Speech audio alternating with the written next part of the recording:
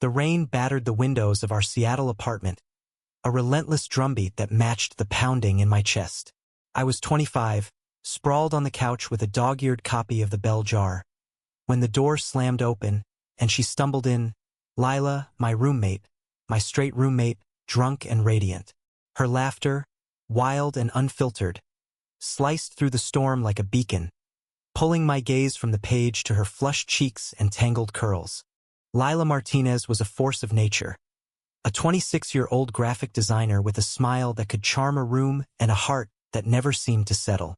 We'd been roommates for a year, sharing this cramped Belltown loft with its exposed brick walls and mismatched furniture. I, Ellie Harper, was the quieter one. A barista by day, a dreamer by night, nursing a secret crush on Lila that I buried beneath layers of sarcasm and late-night coffee runs. I'd known I was a lesbian since high school, but Lila? She was the straight girl who dated guys like Ethan, the tech bro who'd left her crying in the kitchen last month. Tonight, though, something was different. Lila kicked off her boots, leaving them in a heap by the door, and flopped onto the couch beside me. Her perfume, a mix of jasmine and vodka, filled the air. "Ellie?" she slurred, her dark eyes glinting with something reckless. "Why's the world so damn complicated?" I closed my book, heart racing. "Too many people, not enough sense," I said, trying to keep my voice steady. She laughed, her head tilting back, exposing the curve of her neck. I looked away, focusing on the rain streaking the window, but her hand found mine, warm and unsteady. "Ellie," she whispered, her voice softer now. "What if I told you something crazy?" My breath caught.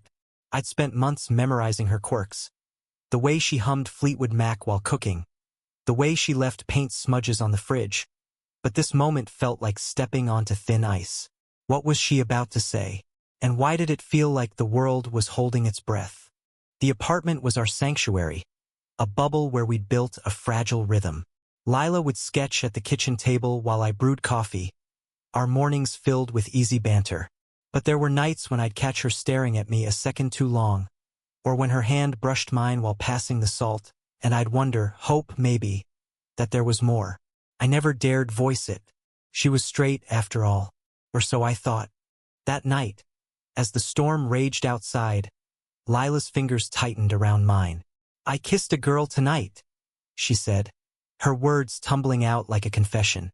My heart stopped. At the bar. It was different. Good different. She looked at me, her eyes searching, like she was waiting for me to judge her or laugh or run. I couldn't. "Who was she?" I asked, my voice barely above a whisper. Lila shrugged, her gaze dropping to our joined hands. "Some random girl. It doesn't matter.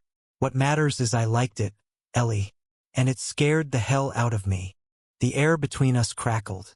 I wanted to ask a million questions. Why now? What does this mean? But her vulnerability pinned me in place. Lila, the girl who danced through life with unshakable confidence, was unraveling before me. And I, the girl who'd loved her in silence, was terrified of what came next. "Does that make me not straight?" she asked, her voice trembling. I swallowed hard, my own fears clawing at me.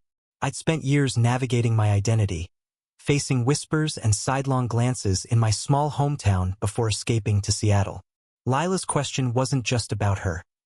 It was a mirror, reflecting my own journey, my own doubts. "It doesn't have to mean anything you're not ready for," I said carefully. "It's just you, figuring you out." She nodded, but her eyes didn't leave mine.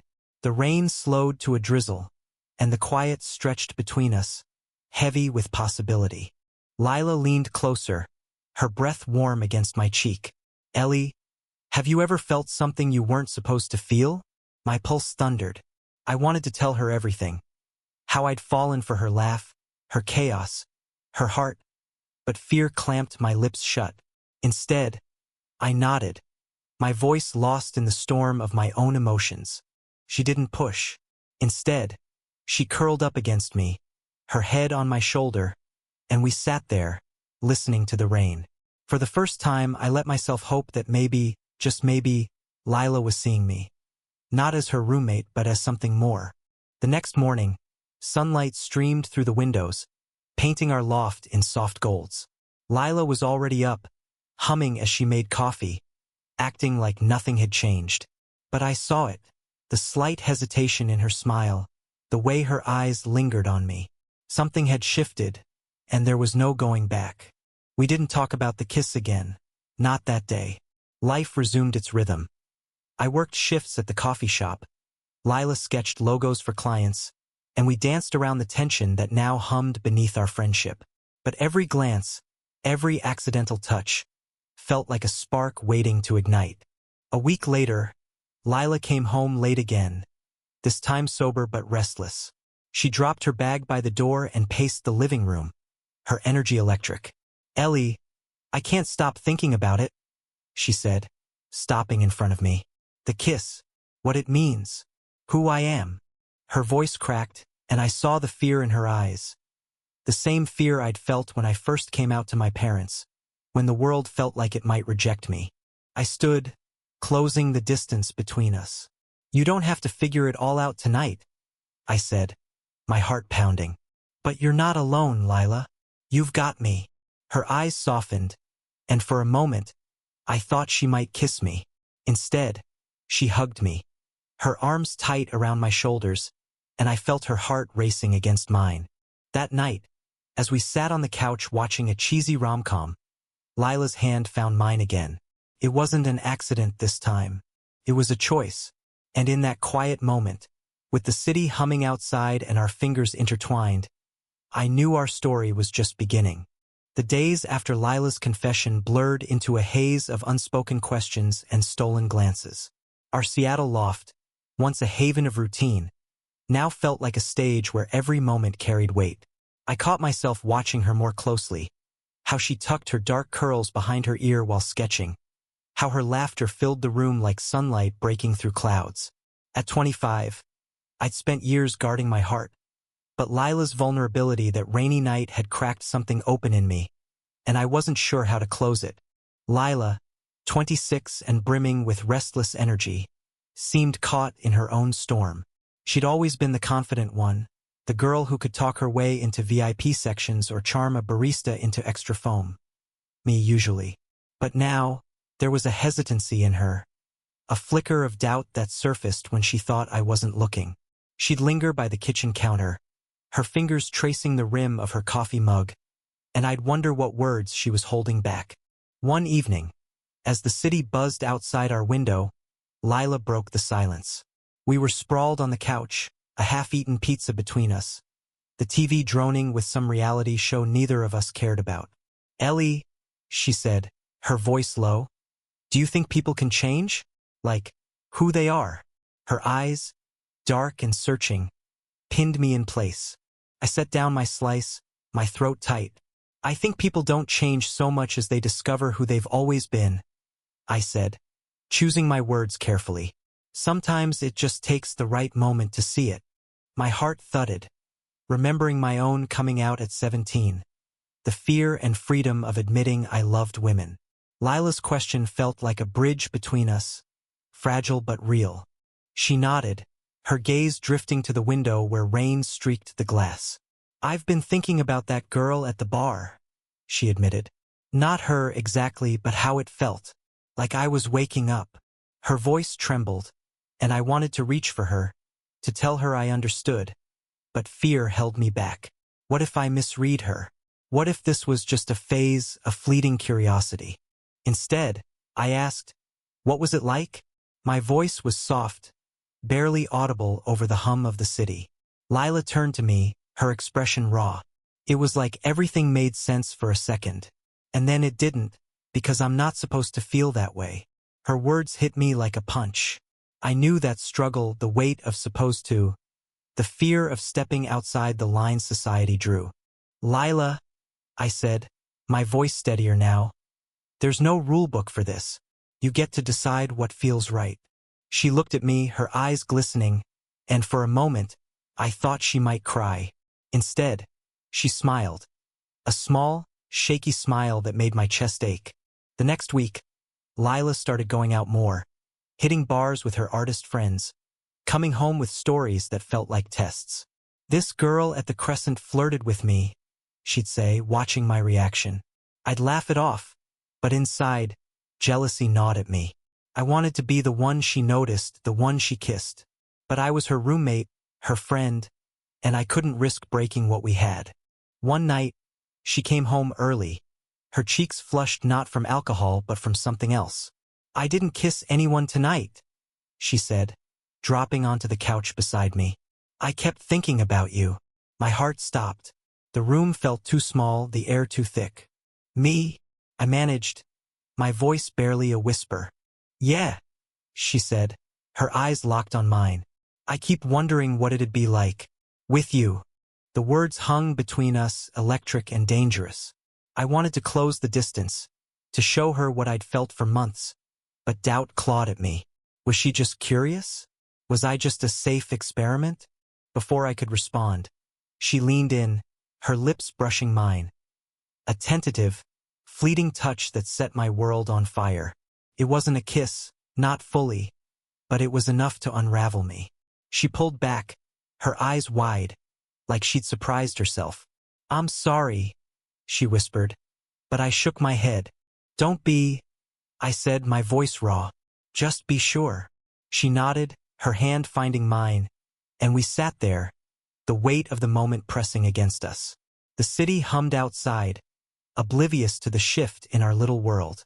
The next morning, Lila was quiet, her usual vibrancy dimmed. I caught her staring at her sketchpad, her pencil unmoving. "You okay?" I asked, pouring coffee. She nodded, but her eyes told a different story. "I don't know what I'm doing, Ellie," she admitted, "but I know I don't want to lose you." "You won't," I said, my heart aching with hope and fear. I wanted to believe her, to trust that this was real, but I'd seen too many stories of straight girls dipping their toes into queerness only to pull back. Still, Lila's hand in mine felt like a promise, and I wasn't ready to let go. As the days passed, our dynamic shifted. We were still roommates, still friends, but there was a new current between us. Tentative, thrilling, terrifying.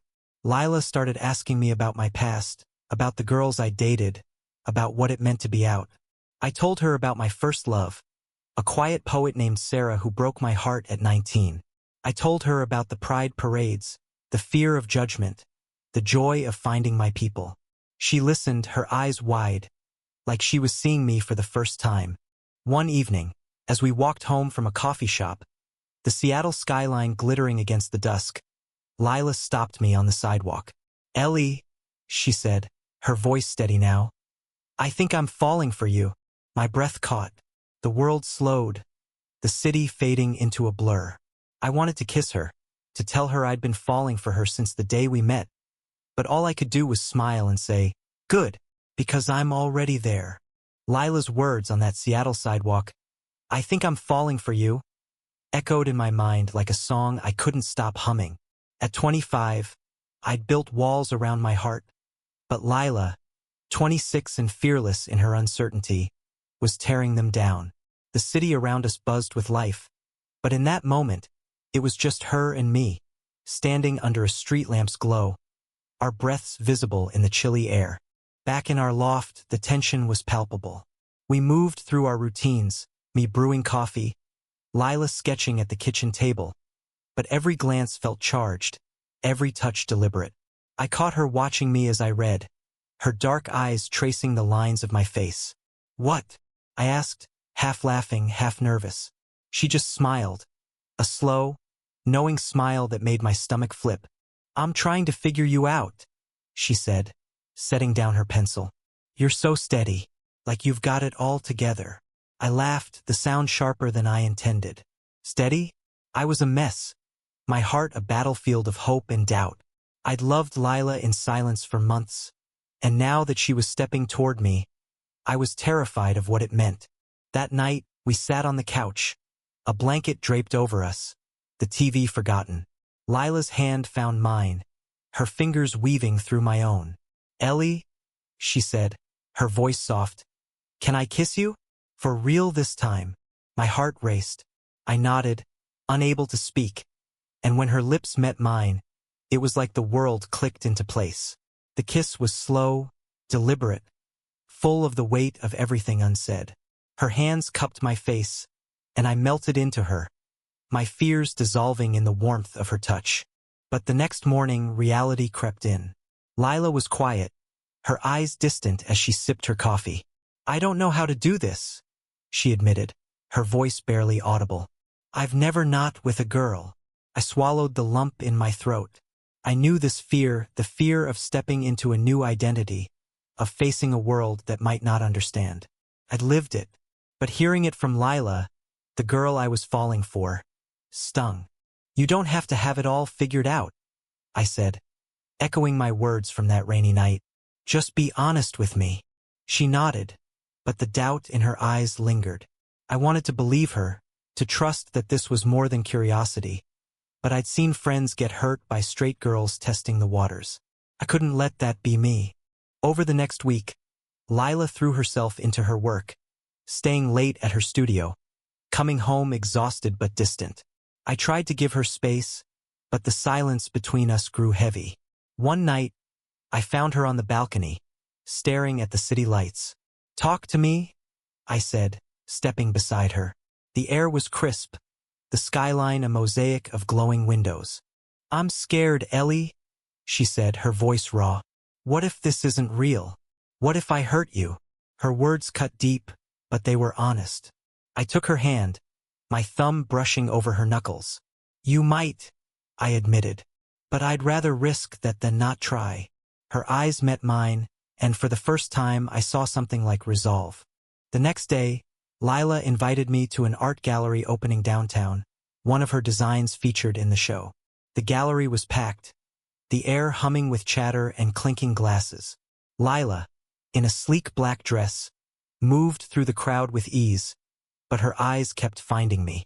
When she introduced me to her friends as Ellie, my roommate, I felt a pang. Roommate. The word felt too small for what we were becoming. Later, as we walked home, Lila stopped me under a flickering streetlight. "I didn't mean to call you just my roommate," she said, her voice urgent. I don't know how to label this yet." I smiled, my heart softening. "You don't have to," I said. "Just keep showing up." She kissed me then, right there on the sidewalk, and it felt like a promise. But promises are fragile. A week later, I came home to find Lila on the phone, her voice tense. "Ethan, I told you it's over," she said, her back to me. Ethan, her ex, the tech bro who'd broken her heart. My stomach twisted. When she hung up, she turned to me, her face pale. "He wants to get back together," she said, her voice flat. "He says he's changed." I felt the ground shift beneath me. "What did you say?" I asked, my voice steady despite the storm inside. Lila looked away, her hands twisting together. "I told him no," she said finally. "But I don't know, Ellie. He's familiar. Safe." The word safe hit like a slap. Safe was what I couldn't offer. Not yet, not when her world was still shifting. I took a breath, forcing calm. "Lila, I can't tell you what to choose," I said. "But I'm here, all in." Her eyes filled with tears, and she stepped toward me, her arms wrapping around me. "I don't want safe," she whispered. "I want you." My heart soared, but doubt lingered. Could she really choose this, us, over the life she'd always known? Lila's whispered words, "I want you," hung in the air like a fragile thread, binding us yet threatening to snap. At 25, I'd learned to guard my heart, but Lila, 26 and teetering on the edge of her own truth, was pulling me into uncharted territory. Our Seattle loft, with its creaky floors and mismatched mugs, felt like a crucible, testing us both. The days after her call with Ethan were a tightrope walk. Lila was present but distracted, her laughter less frequent, her sketches more frenetic. I caught her staring at her phone, Ethan's name lighting up the screen more than once. Each notification felt like a small betrayal, though I had no right to feel that way. We weren't official, not yet, just two women caught in a dance of maybe. One evening, as rain pattered against the windows, I couldn't take the silence anymore. "Lila?" I said, setting down my coffee. Are you still talking to him? She froze, her pencil hovering over her sketchpad. The air grew heavy, the hum of the city outside a distant murmur. He keeps texting, she admitted, her voice small. I haven't responded, but he's persistent. My chest tightened. Do you want to respond? I asked, hating how vulnerable I sounded. Lila looked at me, her dark eyes conflicted. No, she said finally. But it's hard, Ellie. He's part of the life I know. You're something new. Her honesty stung. But it was real. I respected that, even if it hurt. Then let's make this real, I said, my voice steady despite the fear clawing at me. Go out with me. A real date. Her eyes widened, a smile tugging at her lips. Like, dinner and candles and all that? She asked, her tone teasing but hopeful. I nodded, my heart pounding. All that. Our first date was at a small Italian place in Capitol Hill, the kind with checkered tablecloths and wine-stained menus. Lila wore a green sweater that made her eyes glow, and I, in my best button-down, felt like a nervous teenager. We laughed over pasta, her foot brushing mine under the table, and for a few hours the world felt simple. She told me about her childhood in Portland, her dreams of designing book covers, her fear of never being enough. I told her about my small-town roots, my first kiss with a girl behind the bleachers, the way Seattle had saved me. When we kissed outside the restaurant, the city lights reflecting in her eyes, it felt like a vow. But vows are tested. The next day, I found a note from Ethan slipped under our door, his handwriting sharp and desperate. Lila, I miss you. Let's talk. My stomach dropped. Lila wasn't home. She'd gone to a client meeting, but the note burned in my hand. I didn't read it, but its presence felt like an invasion. When Lila came home, I handed her the note, my voice calm but my heart racing. He was here, I said.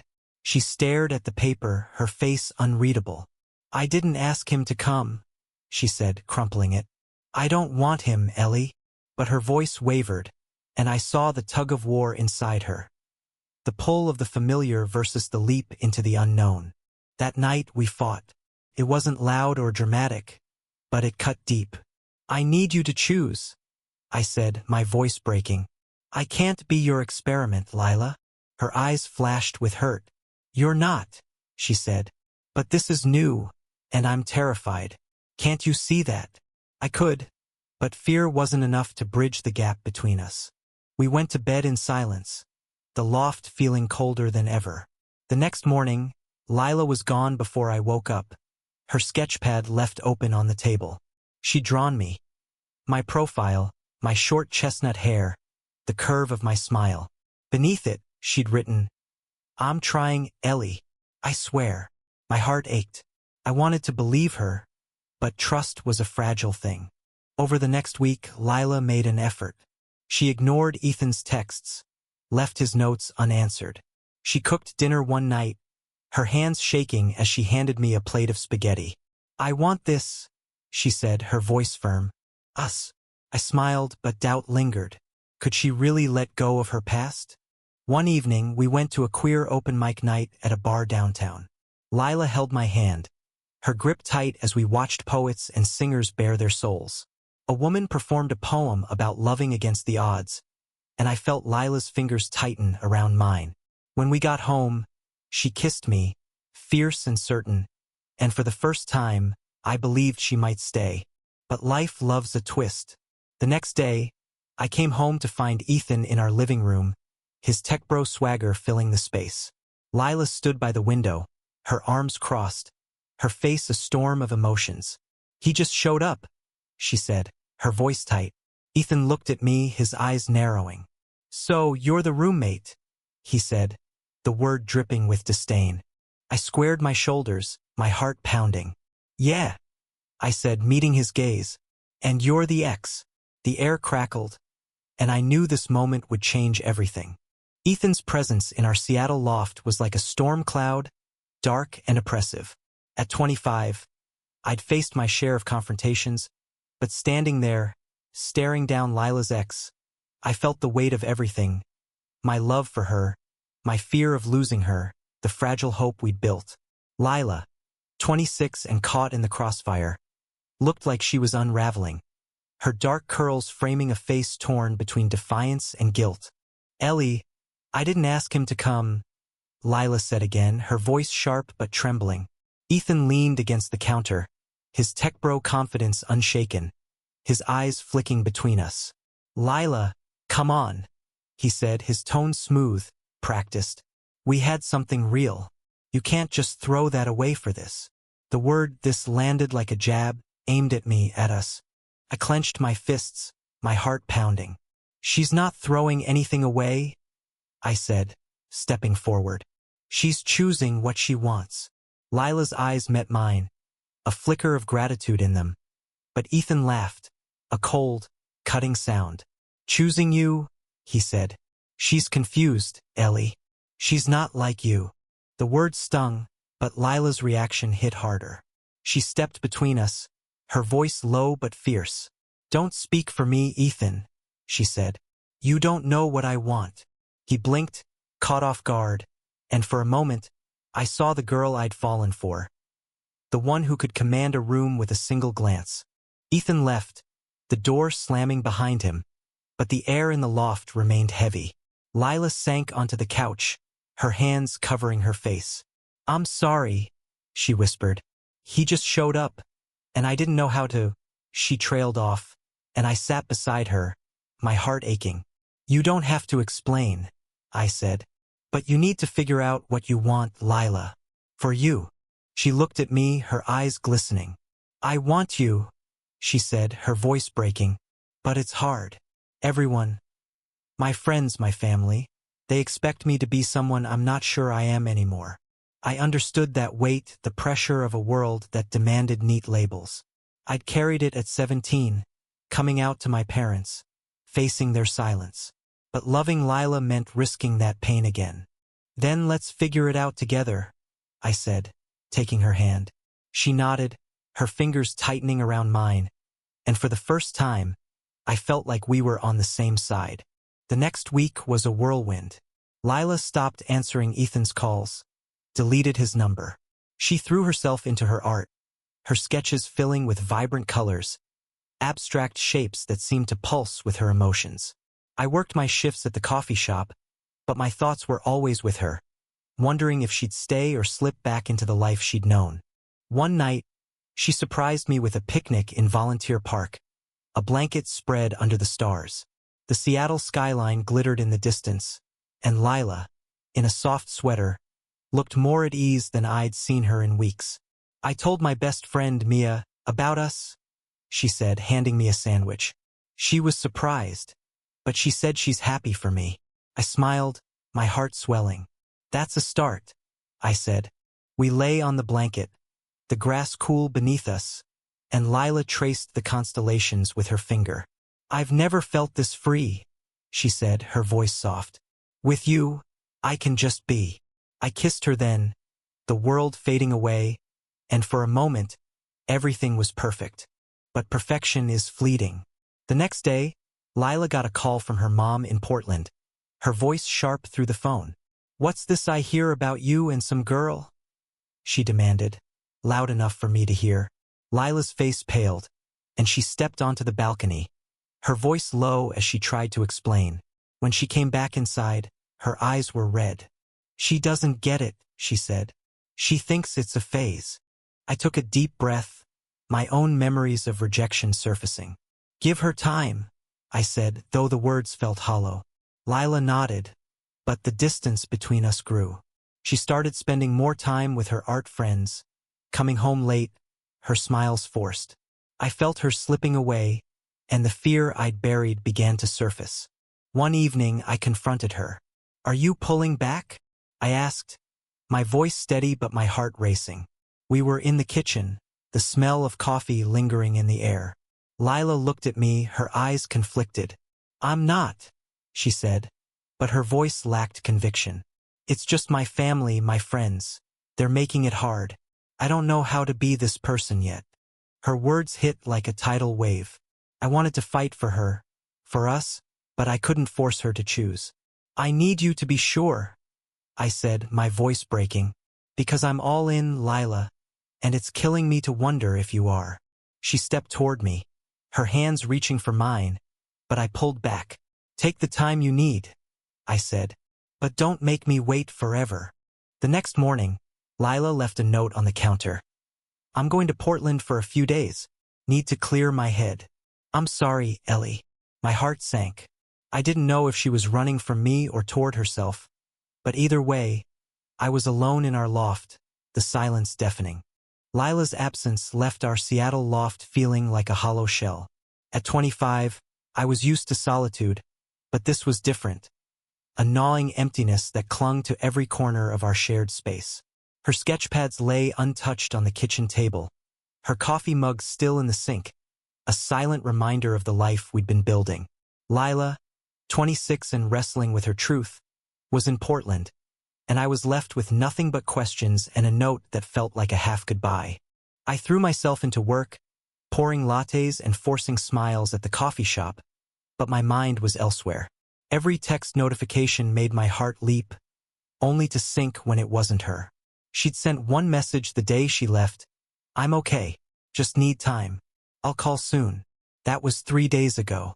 The silence was torture, but I refused to chase her. She had to come back on her own terms. On the 4th day, I went to a queer book club meetup, hoping to distract myself. The group met in a cozy Capitol Hill bookstore, the air thick with the smell of old pages and coffee. I listened as people discussed fun home, sharing stories of their own coming-out journeys. Their words stirred memories of my own. At 17, telling my parents, facing their disappointment. I'd survived that, built a life in Seattle, found my people. But loving Lila felt like a new kind of risk, one I wasn't sure I'd survive. When I got home, the loft was still empty, but Lila's sketchpad caught my eye. I flipped it open, my breath catching at a new drawing. A portrait of us, sitting on the couch, our hands intertwined. Beneath it, she'd written, "This is home." My heart ached. Was she coming back? Did she mean it? That night I couldn't sleep. I sat on the balcony, the city lights blurring through unshed tears. I thought about calling her, but pride and fear held me back. Instead, I texted my friend Jamie, a trans barista who'd been my rock since I moved to Seattle. I'm losing her, I wrote. Jamie's reply was instant. Give her space, but don't give up. She's figuring out her heart. The next day, Lila called. Her voice was soft, strained. Ellie, I'm coming home tomorrow, she said. Can we talk? My heart raced, a mix of hope and dread. Yeah, I said, trying to sound calm. I'll be here. When I hung up, I felt like I was bracing for a storm. Lila walked through the door the next evening, her dark curls loose, her eyes tired but bright. She dropped her bag and hugged me, her arms tight around me. I missed you, she whispered, and I felt the walls I'd built start to crumble. We sat on the couch, the same spot where this all began, and she told me about Portland. Her mom's disapproval, her dad's silence, her friends' mixed reactions. It was hard, she said, but it made me realize something. I don't want to be who they expect. I want to be me. And who's that? I asked, my voice barely audible. She looked at me, her eyes steady. Someone who loves you, she said. My breath caught. I wanted to believe her, but doubt lingered. Lila, I need you to be sure, I said. I can't do halfway. She nodded, her hand finding mine. I'm sure, she said, but I'm scared. I've never done this. Loved a woman. Faced the world as whatever I am. I squeezed her hand, my heart swelling. You don't have to do it alone, I said. I've got you. That night, we kissed, slow and certain, the city humming outside. It wasn't just a kiss. It was a commitment, a step into the unknown together. But the world wasn't done testing us. The next morning, Lila's phone buzzed with a text from her mom. Come home. We need to talk about this. Lila's face fell, and I felt the familiar pang of fear. Would she go? Would she choose them over us? She didn't. I'm staying, she said, deleting the text. This is my home now. My heart soared, But I knew it wasn't over. Families don't let go easily, and neither do pasts. Still, Lila's choice felt like a victory, a small but seismic shift. Over the next week, we rebuilt our rhythm. Lila sketched while I read, our evenings filled with laughter and quiet moments. She started coming to queer events with me, her hand in mine, her smile growing steadier. One night, at a drag show downtown, she leaned over and whispered, "I'm proud to be here with you." I kissed her, the crowd cheering around us, and for the first time, I felt like we might make it. But life is never that simple. A week later, Lila's mom showed up at our door, her face stern, her voice clipped. "Lila, we need to talk," she said, ignoring me. The air in the loft grew thick, and I knew this was the fight we'd been dreading.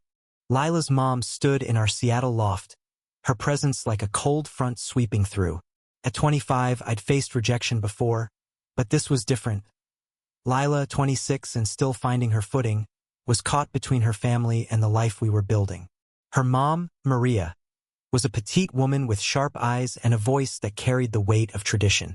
"Lila," she said, barely glancing at me. "This isn't you.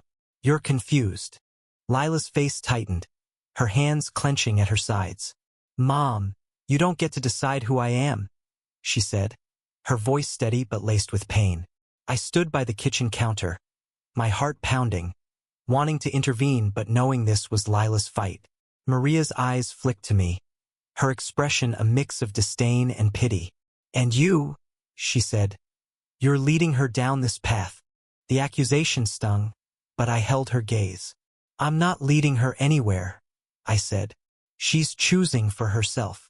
Lila stepped closer to me, her shoulder brushing mine, a silent show of solidarity. Maria's lips pressed into a thin line. "You're throwing away your future," she told Lila. "What about Ethan? What about a family?" Lila's voice broke as she answered, "I don't want Ethan, and I can have a family with Ellie, with whoever I choose." The words hung in the air, bold and raw. I felt a surge of pride, but also fear. This was a line in the sand, and there was no going back. Maria left, her parting words a plea. "Think about what you're doing, Lila." The door closed, and Lila sank onto the couch, her face in her hands. I sat beside her, my hand on her back. "You okay?" I asked, though I knew the answer. She shook her head, tears spilling. "She's my mom, Ellie, but I can't be who she wants." I pulled her close, her head resting against my chest. "You don't have to," I said. "You're enough as you are." We sat there, the city's hum a distant backdrop, and I felt the weight of her choice. Loving me meant defying her family, her past, everything she'd known. It was a courage I hadn't fully grasped until now. The next week was tense. Lila was quieter, her sketches darker, filled with jagged lines and muted colors. I tried to keep things light, cooking her favorite tacos, playing her favorite Fleetwood Mac album, but the shadow of her mom's visit lingered. One night, she got a call from her dad, his voice calm but firm. "Come home for Thanksgiving," he said. "We'll talk." Lila hesitated, then agreed, looking at me with guilt. "I have to try," she said. "For them." I nodded, though my heart sank. "I get it," I said, "but don't lose yourself." She kissed me, her lips soft and certain, and I clung to that moment, hoping it would anchor her. Thanksgiving was a week away, and Lila grew restless. She started packing, then stopped, staring at her suitcase like it was a trap. "What if they convince me I'm wrong?" she asked one night, her voice small. I took her hands, my own fears rising. "They can't," I said, "because this you, me, it's real." She nodded, but doubt flickered in her eyes. The day she left for Portland, I drove her to the bus station, the Seattle rain blurring the windshield. "I'll be back in 3 days," she said, her hand on mine. "I promise." I smiled, but inside, I was bracing for loss. I'd seen this before, family pressure, the pull of the familiar. Would she come back to me? While Lila was gone, I threw myself into work, avoiding the quiet of the loft. Jamie, my barista friend, noticed my mood. "She'll come back," they said over coffee. But you need to trust her. Trust. It was all I had, but it felt like holding on to smoke. On Thanksgiving, Lila texted me a photo of her family's table, crowded with food and tense smiles. "Miss you," she wrote. I stared at the words, my heart aching. I wanted to believe her, but the silence that followed felt ominous. She returned late Sunday night, her eyes tired but bright. "It was hard," she said, dropping her bag. "They want me to be someone I'm not. But I told them I'm with you, and I'm not changing." My breath caught. I pulled her into a hug, relief flooding me. "You're amazing," I whispered. But the fight wasn't over. The next day, Lila's phone buzzed with a voicemail from her mom. "If you choose this life, don't expect us to be part of it." Lila's face crumpled, and I felt my own heart break. I took her hand, my voice firm. "You've got me," I said, "and we'll build our own family." That night, we lay in bed, the city lights filtering through the curtains. Lila traced circles on my palm, her voice soft. "I'm scared, but I'm here," she said. "I choose you." I kissed her, my heart full, knowing the road ahead would be hard but worth it. Lila's choice to stay, to choose me over her family's expectations, was a spark that lit up our Seattle loft. At 25, I'd learned to brace for loss, but Lila, 26 and fierce in her newfound resolve, was proving me wrong. The city outside hummed with its usual chaos, but inside our loft, we were carving out a space that felt like ours. The days after her return from Portland were a delicate balance. Lila was present, her laughter brighter, her sketches vibrant again, but I saw the weight she carried, her mom's ultimatum, her dad's silence. She didn't talk about it, but I felt it in the way she clung to me at night, her arms tight around me like I was her anchor. One evening, we went to a queer dance party at a club in Capitol Hill, the bass thumping through the crowd. Lila, in a leather jacket and jeans, moved with a confidence I hadn't seen before, her hand never leaving mine. "I feel alive here," she shouted over the music, her eyes sparkling. We danced, our bodies close, and for the first time, I believed we could build something lasting. But life has a way of testing resolve. A week later, Lila got an email from her mom, a long, carefully worded plea to reconsider. It wasn't angry, but it was heavy with guilt, mentioning family traditions, her younger sister's upcoming graduation, the life Lila was leaving behind. Lila read it in silence, her face pale, then closed her laptop. "I can't keep doing this," she said, her voice breaking. I sat beside her, my heart racing. "Then don't," I said. "You don't owe them your happiness." She looked at me, her eyes searching. "But what if I lose them forever?" The question hung between us, raw and unanswerable. I'd faced that fear when I came out, but my family had eventually softened. Lila's might not. "Let's focus on us," I said, taking her hand. "What do you want our life to look like?" Her smile was small but real. "I want mornings with you, coffee and music. I want to show you my art, to build something together." My heart swelled. It wasn't a solution, but it was a vision, and that was enough for now. We started building that life. Lila took me to her studio, a cluttered space downtown filled with canvases and paint cans. She showed me her latest project, a series of abstract pieces inspired by the city's rain and lights.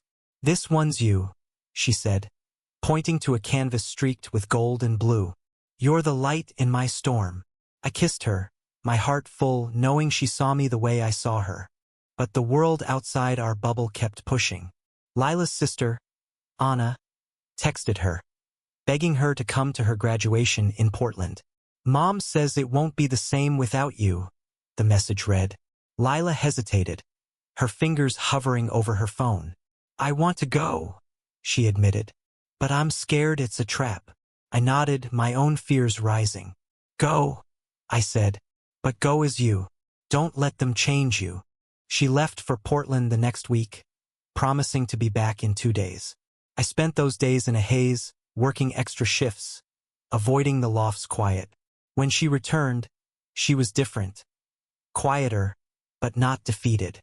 Anna was amazing, she said, smiling faintly. She hugged me, said she's proud of me. But Mom barely spoke to me. My heart ached for her, but I saw strength in her eyes. I told them I'm not changing, she said. I'm with you, and I'm happy. We celebrated that night with wine and a playlist of queer anthems, dancing in our living room until we collapsed, laughing. But the next morning, reality hit again. Lila's mom called, her voice icy through the phone. If you're choosing this, don't come back, she said. Lila hung up, her hands shaking, and I pulled her close. You're enough, I whispered, echoing the words I'd said before. The weeks that followed were a mix of joy and struggle. Lila leaned into her queer identity, joining me at pride events, meeting my friends, finding her place in our world. But the loss of her family weighed on her. One night, she broke down, sobbing in my arms. I love you, Ellie, she said, but I miss them. I held her, my own tears falling. I know, I said, and I'll be here no matter what. We kept building piece by piece. Lila's art started gaining attention. Her pieces featured in a local gallery. I got a promotion at the coffee shop, managing the night shift. We talked about the future, moving to a bigger place, maybe adopting a dog. But the shadow of her family's rejection lingered, a reminder that love, even the truest kind, comes with a cost. The Seattle rain had softened to a drizzle, mirroring the tentative calm in our loft. At 25, I'd learned that love is a battlefield. But Lila, 26 and growing into her truth, was fighting alongside me. Her mom's rejection cut deep, but Lila's resolve, her choice to stay, to love me, was a light that kept us going. A reserve. We spent our days weaving a new rhythm. Lila's art flourished, her gallery show a success, and I cheered her on, my heart swelling with pride. Our nights were filled with quiet moments, cooking together, watching old movies, falling asleep tangled in each other. But the weight of her family's silence lingered, a shadow we couldn't fully escape. One evening, as we sat on the couch, Lila's phone buzzed with a text from her sister, Anna. She wants to meet up, Lila said, her voice cautious. Just her in Seattle. I nodded, my heart racing. Anna had been supportive at her graduation, but families are complicated.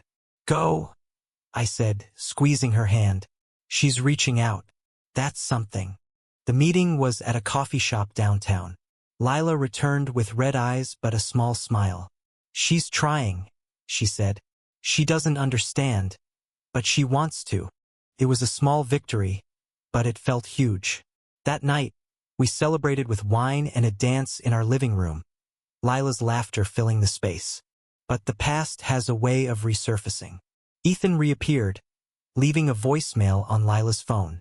I just want to talk, he said, his voice smooth and pleading. Lila deleted it, her jaw tight. He doesn't get it, she said. I'm done with him.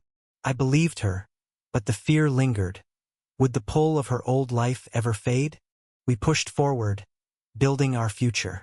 Lila started talking about moving out of the loft, finding a place with more space.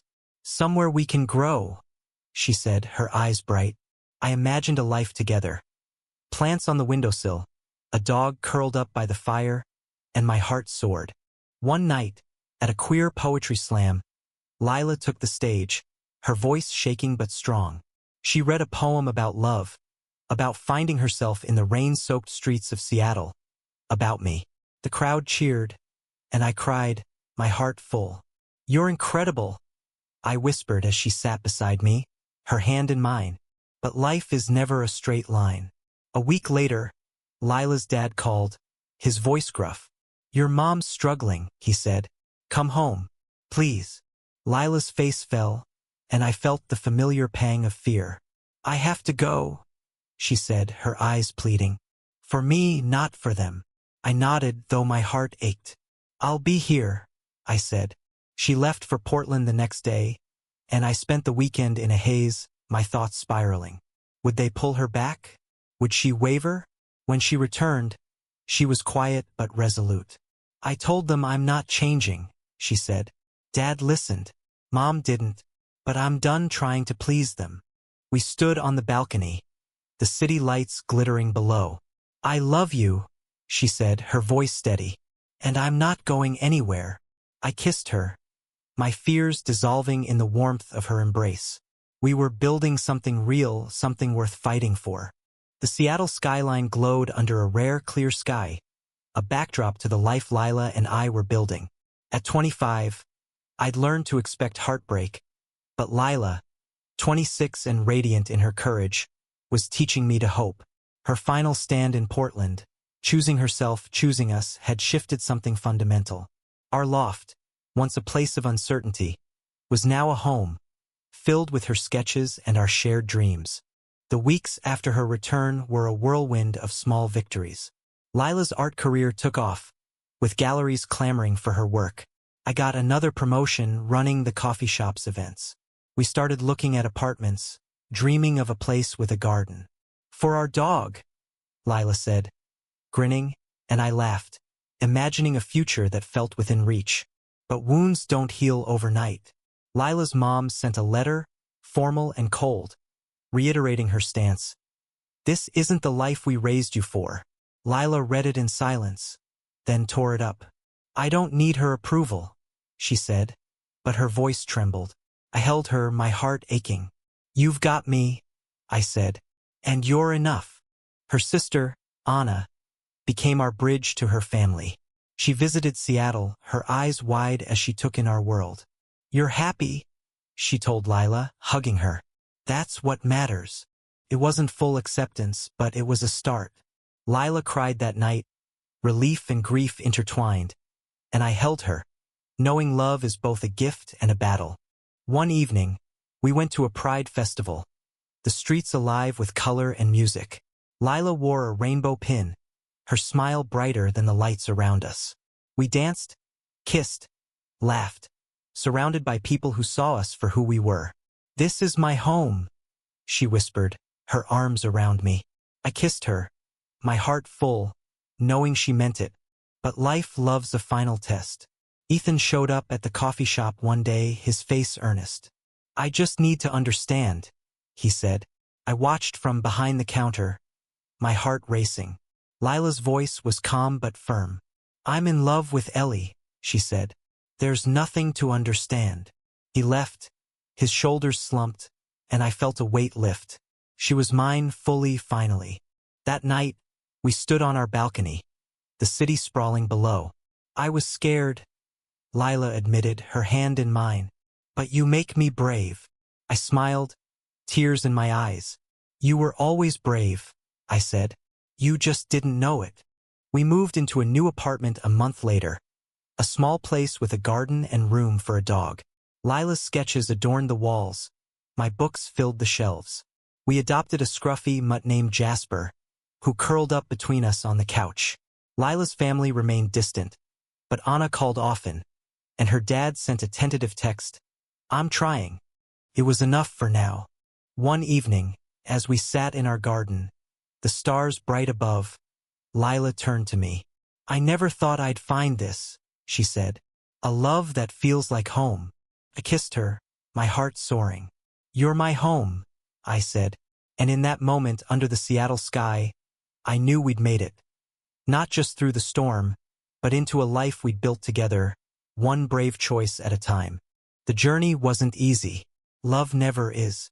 But every step, every tear, every kiss was worth it, because it led us here, to a love that was true, fierce, and ours.